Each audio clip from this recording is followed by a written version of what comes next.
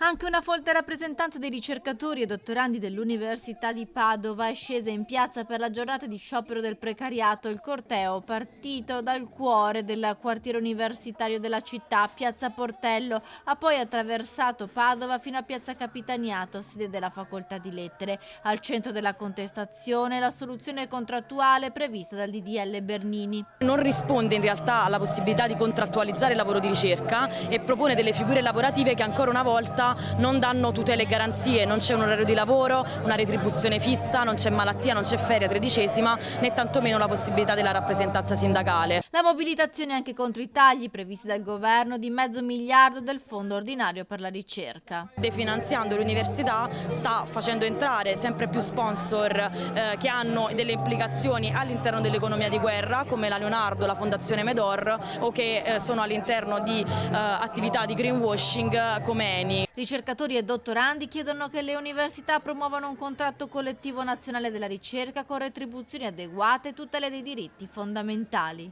Sono forme contrattuali che in realtà non sono contrattuali, che vanno solitamente da 1 anno a 2 anni, che prevedono molto spesso cambiare città, a volte anche cambiare paese, perché ci viene insegnato che è importantissimo avere un curriculum internazionale, che la nostra è una vocazione, è una passione, che dobbiamo fare dei sacrifici, ma all'atto pratico questo significa anche non poter fare dei progetti, non poter comprare una casa, perché è impossibile ricevere un mutuo con un assegno di ricerca di questo tipo, senza tutele, senza garanzie. All'interno degli atenei il precariato può durare anni, spiegano i manifestanti, limitando così i progetti per il futuro, con loro anche il personale tecnico amministrativo e i professori. È giusto protestare perché definanziare, depotenziare la ricerca in Italia significa condannare il nostro paese alla scarsità, alla precarizzazione, alla rinuncia a avere una società migliore.